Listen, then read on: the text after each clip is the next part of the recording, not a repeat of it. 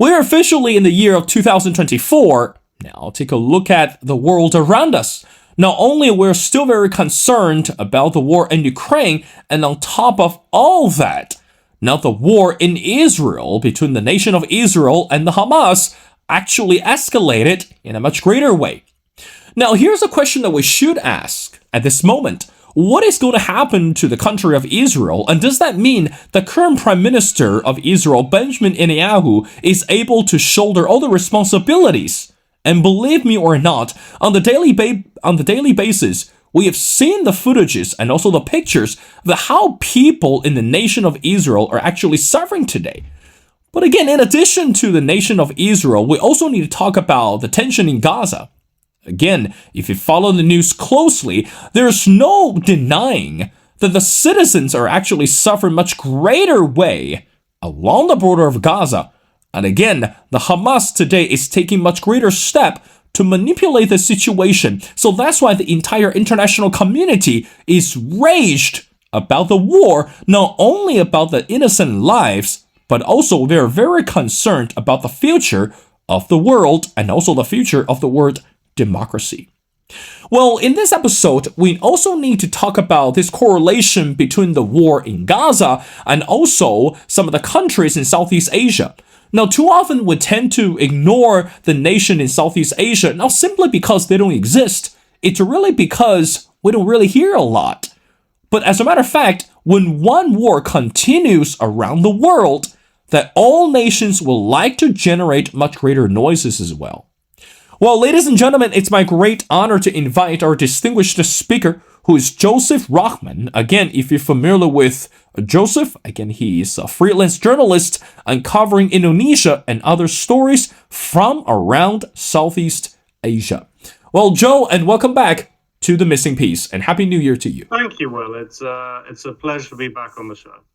Well, Joe, I want to get started. Again, initially when I started to connect with you because of the article that you wrote, or should we say it's a brand new enlightening article. It's called Gaza is a Burning Topic for Southeast Asia's Domestic Politics. Now, let's get to the question right away. Now, within this article, something you wrote quite stood out, and which I want to get you further explanation.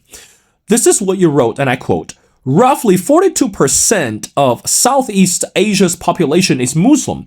That has played a key role in the region's reaction to the Israel-Hamas war." I guess that's a question everyone would like to ask you. Why is it so important for the countries in Southeast Asia also to pay attention to the war between Israel and Hamas? What is exactly the relationship between the countries in Southeast Asia and the war between Israel and Hamas? Your thought? So I suppose that populations in most countries, citizens in most countries, I think, tend not to pay an enormous amount of attention to foreign affairs most of the time, which is a reasonable position. But, the average person in the UK doesn't think about the war in Sudan a great deal. The average person in China might well not think a great deal about the violent protests or the sort of drug war in Ecuador at the moment. However, because Israel-Palestine is often different because it's a particularly long-running issue, and for various reasons, it's always had this ability to capture global attention and mobilize people across the world. And for Southeast Asian states, this has been particularly the case for Muslims globally. Palestine, there is a sense of solidarity with Palestinians as fellow Muslims. There is the fact that Palestine, and in particular Jerusalem, is viewed as a holy area in the Islamic faith. So this means that for large swathes of the population in Southeast Asia, it's an issue with a great deal of traction. Now, this is most obviously in the Muslim majority countries, which is Indonesia, which is the world's largest Muslim democracy, Malaysia, but also in other countries which have significant Muslim minorities. So here we're talking about Singapore, Thailand, the Philippines, in particular. The other countries, sort of Myanmar, Cambodia, Vietnam, Laos, the reaction is less strong simply because there is, much smaller Muslim populations there. So the emotional pull of the matter is not quite as powerful in most cases. But Joe, you mentioned that again, two countries that you mentioned based on what you just answered, that Malaysia and Indonesia are unsurprisingly the most fervent pro-Palestinian voices in the region. Now, again, we've seen the protests actually took place, or as a matter of fact, are actually happening worldwide. I Mm. guess it's fair to say the world today it's heavily divided when we look at the war in Israel. Of course that we do have the fervent activists or the leaders that support the nation of Israel. For example, the US continue to support Israel by providing finance and of course and providing the resources. But meanwhile, we do have another half of the world that actually support the Palestinians. And given the fact that today we've seen more innocent lives were lost in the nation of Palestine because of the war between Hamas and Israel. Now, how much do you think that we should understand, or how do we assess that nations such as Malaysia and Indonesia are surprisingly or unsurprisingly the most fervent voices to support Palestinians? What is the assessment behind that? I mean, I would say, unsurprisingly, both of these countries have a very long history of of sort of pro-Palestinian foreign policy. Um, this is and equally that, I mean, they're also not in the Middle East, which, unlike other Muslim majority countries such as, say, Saudi Arabia or Jordan or the UAE, these countries often possess a bit more. They've often been had something of a rapprochement with Israel in Mm, recent years due to basically it's just a powerful country in the neighborhood, so they've been sort of working towards sort of normalizing relations with it under the framework of the Abraham Accords. This is Israel is in their neighborhood, and they've been trying to deal with that. Whereas Malaysia and Indonesia, being at a remove, the sort of the kind of geopolitical realities are also slightly at a remove for them as well. So it's easier to take what is for them a strongly principled, strongly ideological stance on mm, these matters. So in case of Malaysia, Malaysia's like has a very, if we're going into specifics, Malaysia hosts sort of embassies from Palestine, one from Hamas and one from the PLO, sort of splitting the difference. It's been very sort of pro-Palestinian sentiment's been a big part of its politics going back to the sort of the 70s and 80s, with the rise of Islam as a political force, the rise of Dr. Mahathir as their prime minister, who used um, Palestine and Malaysia's sort of influence in the Islamic world as a campaign point, as well as, I think, genuine conviction that terrible injustice was being done to the Palestinians. He used this, he was very outspoken about this and used this to build his profile domestically and internationally. And then we've got the current Prime Minister, Anwar Ibrahim. I mean, he entered politics as an Islamic student activist. Like and he was domestically focused, but with that comes, just as part and parcel of it, a strongly pro-Palestinian set of sentiments. So I think that's very unsurprising that we've seen Malaysia be perhaps the most outspoken of any country in its sort of really unequivocal support of mm, not just Palestine, but actually Hamas, which is interesting. So Anwar Ibrahim has been sort of hopping on the phone with Hamas leaders to express support and solidarity to an extent. He's been sort of pushing back very publicly against US pressure to sanction Hamas. Well, actually, frankly put, the US hasn't put an enormous amount of pressure on him to sanction Hamas beyond sort of a pro forma request. they sort of know that it's not going to go anywhere. They know where Malaysian government sentiment stands on this, and indeed a lot of Malaysian public sentiment as well. Similarly, in Indonesia, so in Indonesia, there's been a groundswell of popular support, pro-Palestinian support, a great sort of outrage at the number of deaths in Gaza. A lot of the news has focused on the Indonesian hospital in Gaza. It was one of the major medical facilities in Gaza. It was funded by donations from Indonesian civil society. It had been opened by their Vice President Yusuf Kala in 2015 or 2016, I believe. And so, obviously, when Israel assaulted the hospital, like it did many other medical facilities across the Gaza, that caused a huge amount of outrage. There have been, calls for boycotts of companies associated with Israel, etc., etc.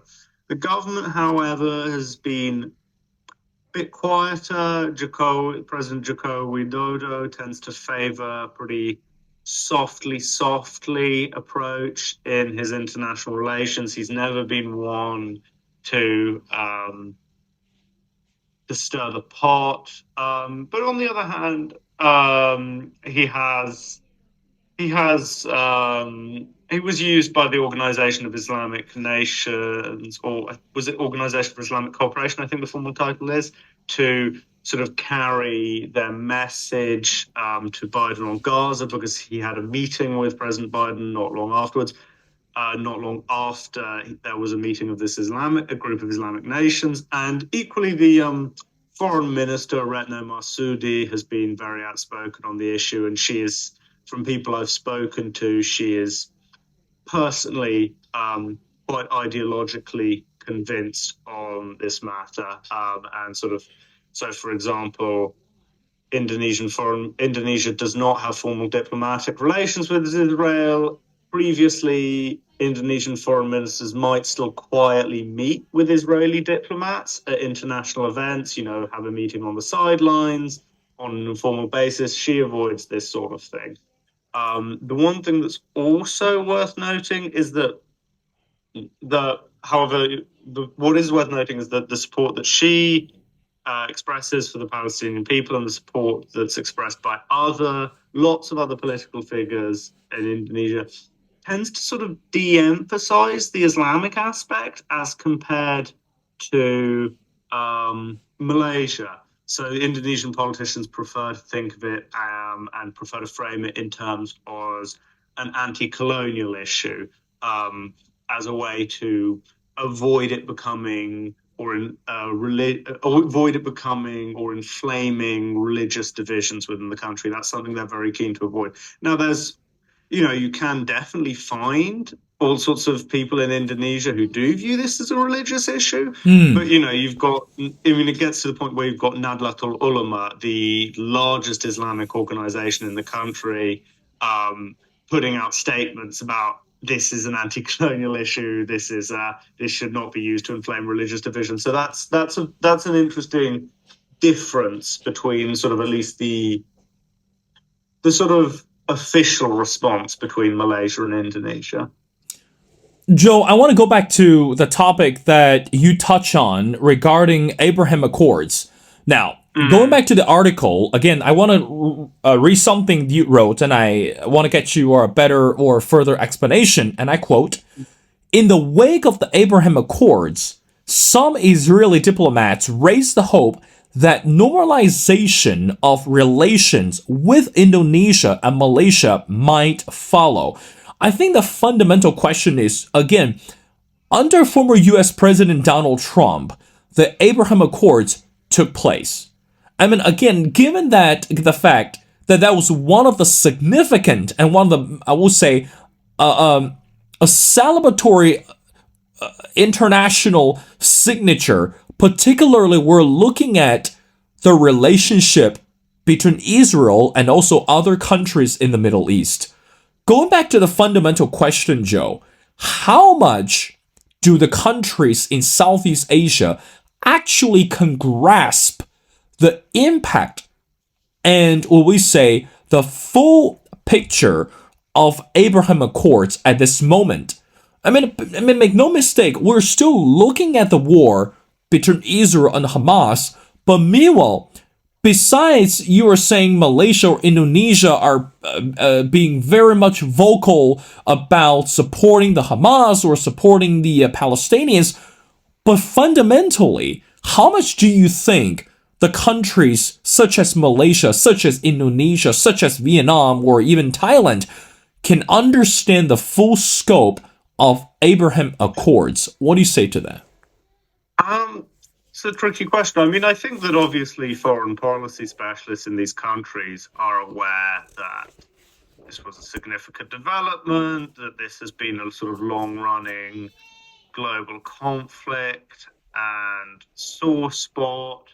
And, it has in the past had and now had real potential to disrupt things globally. So, most famously in the 70s, the oil embargo launched by OPEC in response to um, the war with Israel, and now with Houthis intercepting shipping in the Red Sea, claiming that this is in response to Israel's ongoing campaign in Gaza.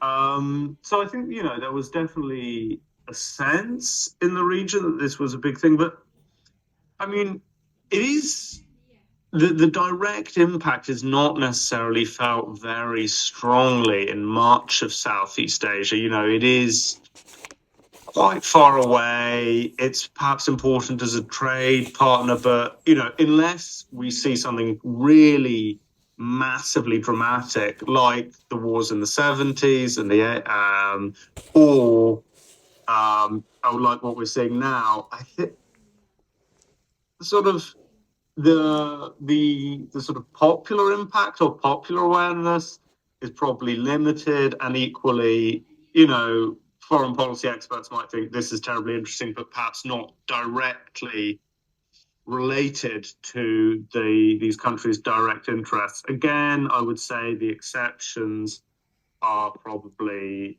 Malaysia and Indonesia, because they have a sort of ideological and principled stance on this issue. And you quoted me there, but something I would hasten to add, I'm not sure if I think I caveated in the article as well, as this was always kind of a long shot hope. The sentiment was expressed by Israel's ambassador to Singapore at the time, Sagid Khani, and yeah, I think he was feeling a bit optimistic, frankly. I don't think that it was ever terribly likely that Malaysia was going to change its stance. There would be like a real domestic political cost to doing that.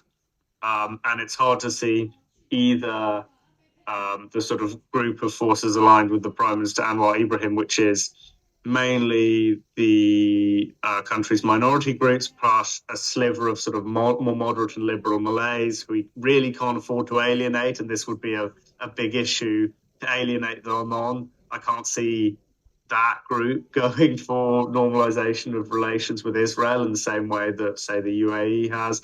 And equally, I can't see the sort of Malay nationalist, or the opposition made up of a coalition of Malay nationalists and Islamists being willing to normalize relations with Israel. So I think that was always pretty unlikely. Indonesia, I'm told, had some sort of informal internal discussion. Consider it. There were some that, there were some that were kind of okay with the idea. The Ministry of Defense, for example, Israel is a producer of high tech. It's a very high tech weapons industry, defense industry, and also some very excellent sort of software and cyber warfare companies and surveillance companies, which I believe the Ministry of Defense was interested in. Equally, sort of Ministry of Trade was like, yes, that we could do business with them. There might be some benefits to this, but there were other groups who were, very firmly against it within the government, most notably the Foreign Ministry, who says, no, we are, pro-Palestinian sentiment has been sort of, a cornerstone of our foreign policy. but since independence, really, we're not going to tear this up. And there was a sort of kind of a principle objection there. There was interesting. Someone who knows the foreign minister or claims to know the foreign minister quite well, but I think that they probably do have some insight into Minister Retno Marsudi's thoughts. Said that if anything, the Indonesians were becoming a bit more hard. Or at least she was becoming a little bit more, and the foreign minister was becoming a little bit more hardline on the idea that they really can't recognize Israel. There was a sense that they were one of the few countries holding out against basically saying, we've given up on Palestine, we're going to normalize with Israel, and we're going to accept that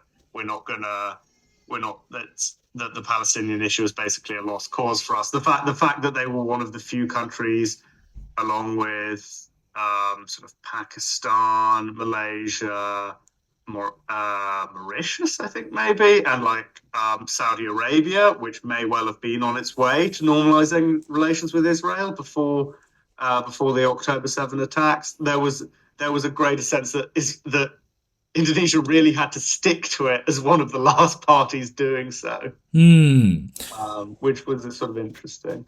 Well, it is. Joe, two more questions before letting you go. Now, as we mentioned in the intro, in this year, particularly for the country of Indonesia, it's also crucial because this presidential election is coming up.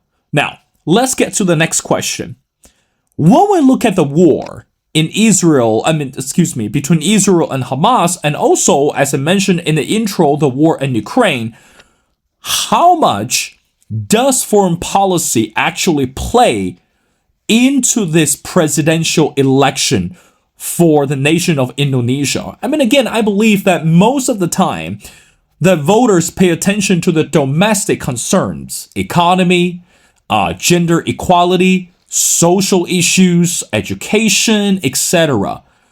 But again, foreign policy, it's something, I guess the word is inevitable. So you are the expert and you are the writer. So help us with better understanding when it comes to foreign policy. When we look at the international crises today, how much does foreign policy actually play into the card of the voters when they're thinking about the next candidate or when they're thinking about the future of the country? What do you say to that?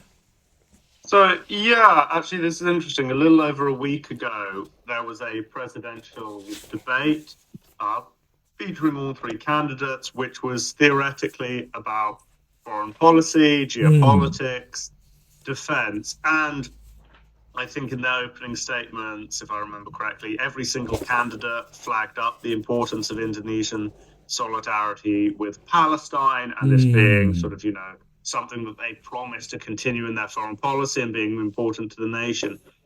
If you then looked at the rest of the debate, though, it really just turned to Palestine didn't really come up again. It turned to electioneering, which was mainly the two candidates, Anies Baswedan and Ganjar Pranowo, attacking the record of the third candidate, Prabowo Subianto, as defense minister. So actually, there was in the foreign policy debate, there wasn't actually a huge amount of foreign policy, but there were sort of lots of questions about, purchases of jets by the defense ministry and whether these had been appropriately handled, food estates run by the defense ministry and whether these had been a waste of time.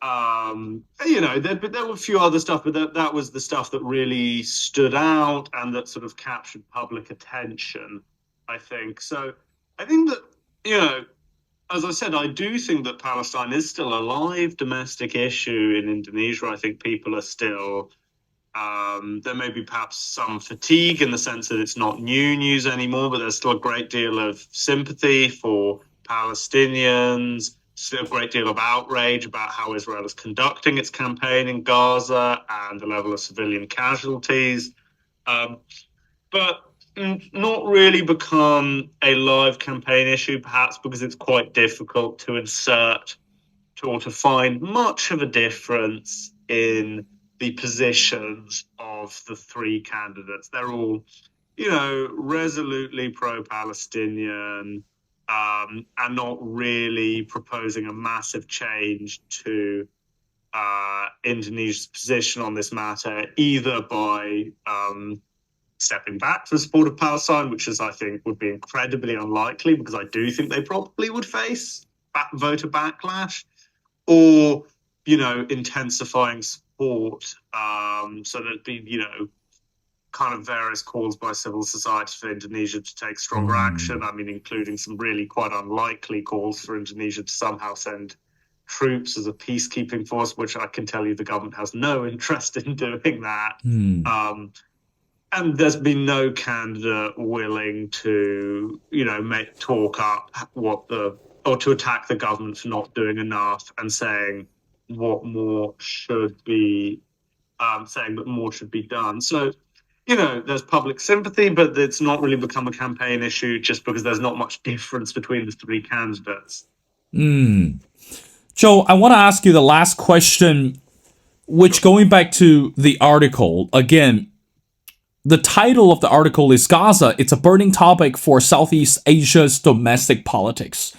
A distant war has powerful residents in region often divided by faith. Now, last question, very simple. Your final thoughts.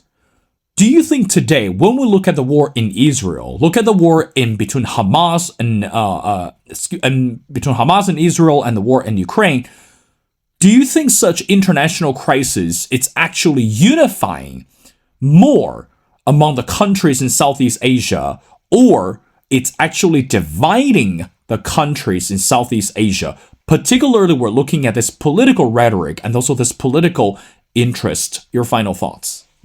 Well, in terms of division versus unity, there's been, there was an ASEAN launched a sort of unanimous call for a ceasefire back in October, I believe. So, there's just on the level of international cooperation, Southeast Asia has presented a pretty united front on this matter, even if there was nuances and variations in the exact positions the different countries are taking. They have all put their name to a resolution calling for a ceasefire. But yeah, I mean, in some ways it has been perhaps a rally, and within the countries it's perhaps been a rallying and unifying point for some groups, but it also can bring with it divisions, because if it's especially, I mean, this was when I was talking about why the Indonesian government is so keen to frame it as an anti-colonial issue rather than a religious one. Indonesia has long been very sensitive about the fact that it's a country with significant religious minorities that often form, which in certain provinces will be majority Christian or majority Hindu. They don't want them to become alienated by this sort of rhetoric, and so far they've avoided this, I think, but there were some small clashes in North Sulawesi, I believe, between sort of Islamist groups, which were sort of very vocally pro-Palestine, and some local evangelical Christian groups, which, for sort of slightly obscure theological reasons, were quite pro-Israel, and this overlaid onto local tensions between different ethnic groups, I believe. Within Malaysia, similarly, I'd say that all parties and representatives of all ethnic groups, Chinese and Indian as well as Malay, have been very keen to emphasize their support for Palestine and solidarity for Palestine. They don't want this to become, particularly minority groups don't want this to become, they don't want to be marked out, I would say, as not holding the right opinion on this issue, especially, and but the fact that this is part of the calculation suggests that there is a worry that this could become division. So, for example, leaders from the Islamist party PAS have sometimes criticized the response of political parties more associated with Malaysia's minorities, accusing them of perhaps being insufficiently supportive of Malaysia when they've expressed reservations about certain issues, such as a Palestine Solidarity Week, which they felt, in some cases, crossed the line from solidarity with Palestinians to sort of glorification with Hamas. There were some sort of videos of, kids waving about toy guns and kafirs and shouting glory to Palestine. And there were certain political parties who were very uncomfortable with this. And when they spoke out about it and said, of course we're in solidarity with Palestine, but we don't think this is appropriate for children, there was some criticism of them by the Islamist party. So that's interesting. Singapore, if we're, as I said, a substantial Muslim minority, I don't think it's unclear if the Singaporean government, Singapore runs, has elections, but runs a pretty tight, is pretty tight on trying to stop potentially divisive issues spiraling out of control. So it's been very strict on controlling displays of Israeli or Palestinian flags, very strict on controlling protests. Someone I've talked to there said that public opinion has kind of moved against Israel just because of, again,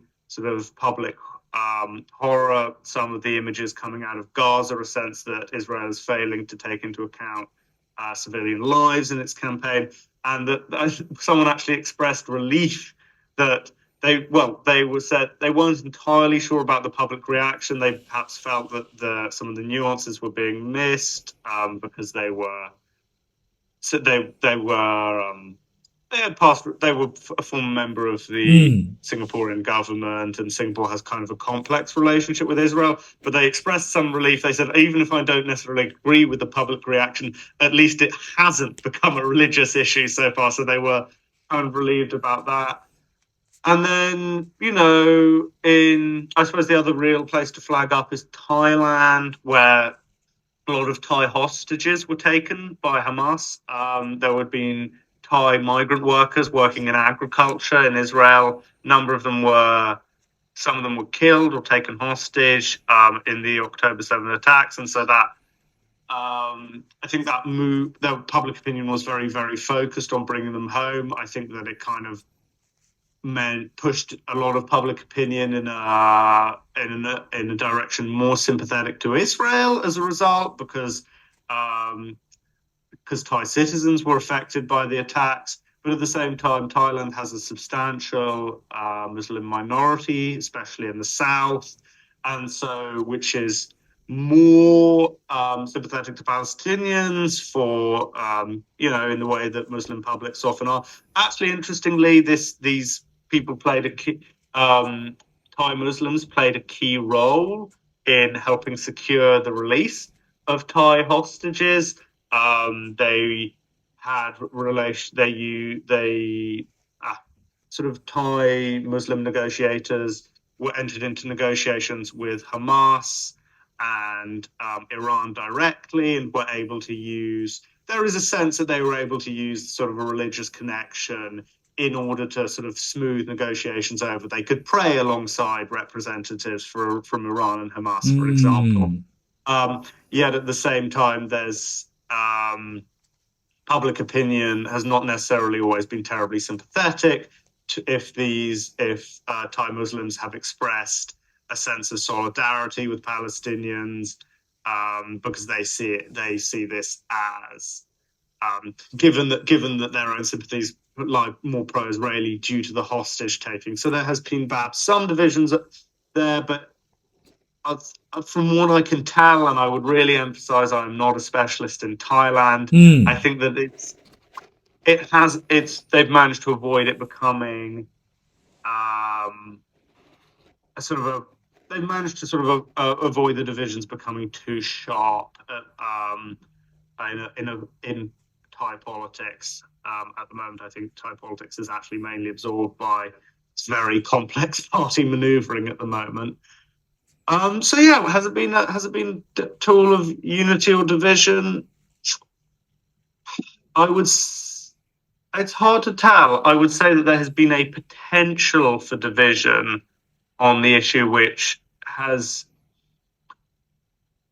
which I'd say has been avoided. But it sort of lurks under the surface. There is a show of unity on these things, but there is a perhaps a nervous sense of how the issue could become divisive, and as a result, a slightly nervous attempt to avoid this happening, which has been interesting to observe. Well, of course, Joe, it is. I mean, again, it doesn't matter if the war it's uniting the countries in Southeast Asia or the war it's actually dividing the countries in Southeast Asia. But at the end of the day, we still need to have a clear message to the international community is war in the year of, particularly in the year of 2024, shall never be the solution to any conflict. And the world, again, does not want to see more innocent lives. Again, just because the international interest or we see the existence of the terrorist groups. Well, ladies and gentlemen, it's my great honor to speak to Joseph Rachman. Again, Joe is a freelance journalist and covering Indonesia and other stories from around Southeast Asia. We strongly encourage everyone to go online, check out his latest article, which is entitled Gaza, It's a Burning Topic for Southeast Asia's Domestic Politics. Well, Joe, it's been a pleasure, and thank you so much for your time and your analysis. Help us with better understanding, particularly from the aspect of Southeast Asian countries. And we'd love to have you back on the show for our future episodes. So thank you so much for doing this.